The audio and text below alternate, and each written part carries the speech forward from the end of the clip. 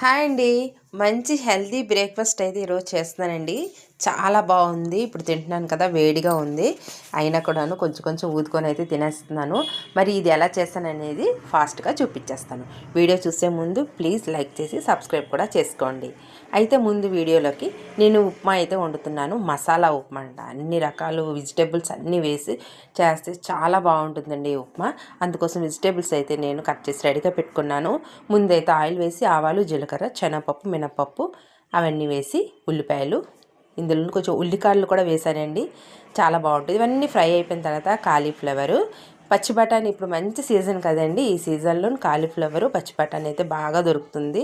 ఆ తర్వాత టమోటా కూడా వేసాను. కొంచెం ఉప్పు వేసి దీన్ని బాగా మగ్గిన తర్వాత అందులో కొంచెం పసుపు, కొత్తిమీర కూడా వేసుకున్నాను. ఇవంతా బాగా ఫ్రై అయ్యాలి. ఈ నీళ్ళతోటే ఉడికిపోతుంది అనమాట. ఆ తర్వాత ఇందులోని 1 కప్పు సేమియా, 1 కప్పు గోధుమ నూక వేసాను. పక్కనైతే వేడి నీళ్ళు అయితే పెట్టానండి.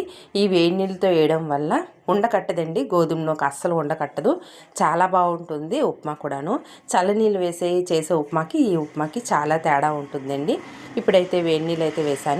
ఎంత నీళ్ళు కావాలో అంత దాన్ని బట్టి నీళ్ళు అయితే వేసాను. కొంచెం ఉప్పు సరిపోయిందో లేదో కూడా టెస్ట్ చేసుకొని ఒకసారి వేసుకుంటే సరిపోతుంది. సరిపోకపోతే ఆ తర్వాత మొత్తం కలిపేసి మూత పెట్టేసుకొని కొంచెంసేపు మగ్గించుకున్నాం అనుకోండి, ఉప్మా అయితే రెడీ అయిపోతుంది. చాలా టేస్ట్గా ఉంటుంది. హెల్దీ అయిన మసాలా ఉప్మా అనమాట. వీడియో నచ్చితే కనుక లైక్ చేసి సబ్స్క్రైబ్ కూడా చేసుకోండి. Bye bye.